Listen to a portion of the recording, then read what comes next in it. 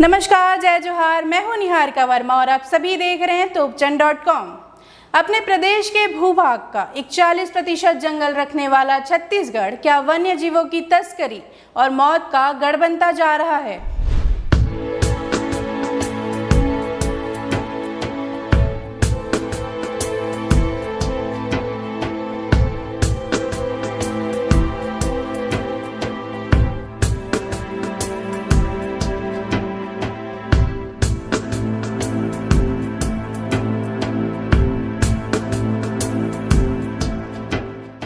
छत्तीसगढ़ देश के अत्यधिक वन वाले बड़े राज्यों में शामिल है, लेकिन आज बड़ा सवाल यह है कि क्या हमारा छत्तीसगढ़ वन्य जीवों की तस्करी और मौत का गढ़ बन रहा है?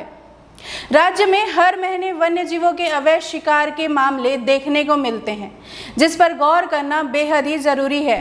वन्य जीवों की अवैध तस्करी के कारण देश प्रदेश में अनेक प्रजातियां लुप्त होने के कगार पर हैं।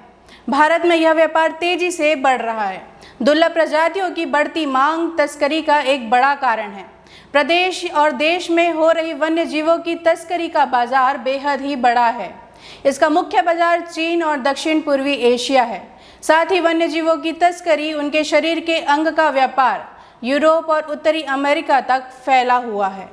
जिस भारतीय वन्य जीवों की तस्करी भारत से बाहर की जाती है, ये हैं बाघ और तेंदुए की खाल, उनकी हड्डियां और शरीर के अन्य अंग, हाथी के दांत, समुद्री घोड़े, सांप की खाल और जहर, नेवले के बाल, कस्तूरी मृग और भालू का पित्त। इसके अलावा पेंगोलिन और कछुए की तस्करी भी की जाती है, जिसमें छत्तीसगढ़ भी शामिल है।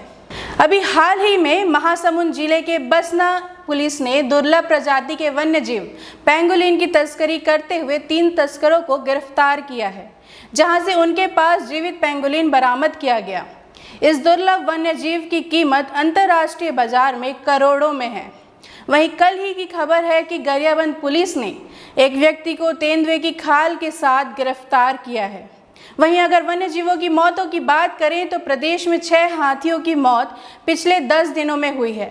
साथ ही कल बिलासपुर जिले से एक मगरमच्छ के मरने की भी खबर आई है, जिसके शरीर में किसी धारदार चीज से काटे जाने के निशान मिले हैं। ये खबरें तो इसी हफ्ते की हैं। यदि अगर और अधिक देखें तो तस्करी के मामले में प्रदेश का ग्राफ बढ़ता हुआ नजर आएगा। छत्तीसगढ़ के wild element and T poaching database के आंकड़े बताते हैं कि प्रदेश में पिछले 4 साल में 17 बाघों की खाल बरामद हुई है। जाहिर है यह खाल या तो छत्तीसगढ़ के बाघों के होंगे या फिर छत्तीसगढ़ की छूती सीमाओं में बने टाइगर रिजर्व के बाघों के। सरकार यह खुद मानती है कि राज्य में कभी 46 बाघ थे, लेकिन अब मात्र 19 ही बचे हैं। विधानसभा सत्र में राज्य के वन मंत्री ने यह बताया था कि बाघों की संरक्षण पर 4 साल में 34 करोड़ से अधिक राशि खर्च की जा चुकी है।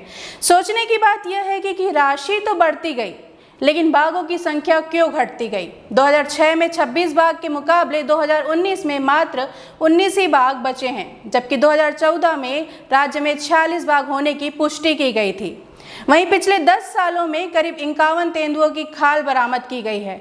इनमें से 5 बाघों की खालें और 23 तेंदुओं की खालें तो अकेले कांकेर वन मंडल से बरामद की गई। 2015 में मौजूद तेंदुओं की गणना के आंकड़ों के अनुसार, जिसमें छत्तीसगढ़ में अनुमानित तेंदुओं की संख्या 846 बताई गई थी। वहीं अगर पेंगोलिन की तस्करी की बात करें तो 2018 में ट्रैफिक इंडिया ने एक अध्ययन जारी किया था, जिसमें कहा गया था कि 2009 से 2017 में भारत में कम से कम 5772 पेंगोलिन को अवैध व्यापार के लिए पकड़ा गया था। इसके औषधीय गुणों के कारण तस्करी का यह शिकार बनाया जाता है। वहीं भारतीय कछुए की तस्करी विश्व स्तर पर सबसे अधिक की जाती है। भारत में विश्व की 8% वन्य प्रजातियां पाई जाती हैं, जिसमें पशुओं की 91,000 प्रजातियां शामिल हैं। लिविंग प्लैनेट रिपोर्ट 2016 के मुताबिक भारत में आधे से अधिक वन्य जीव विलुप्त होने के कगार पर हैं। एनसीआरबी की रिपोर्ट में भी यह बताया गया है कि साल दर साल देश में वन्य जीवों पर अत्याचार के मामलों में इजाफा हुआ है। देश में तस्करी के मामलों में त्वरित सुनवाई कर दोषियों को सजा दिलवाने की रफ्तार काफी धीमी है। जीव जंतु, वन और हम, इन सब का एक बेहद ही बारीक बैलेंस है और इसको छेड़ने की कीमत बड़ी ही महंगी होती है, जिसका खामियाजा हम सभी को उठाना पड़ता है। जैसे कि कोरोना, आज जैसे चीन के सामान का बहिष्कार करने की बात की जा रही है, वैसे ही आइए हम सब जानवर के अंगों से बनने वाली चीज़ों का बहिष्कार करते हैं।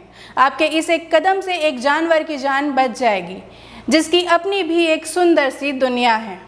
धन्यवाद। रोचक खबरों के लिए तोपचन.com को फेसबुक और ट्विटर पर फॉलो करें, यूट्यूब पर सब्सक्राइब करें।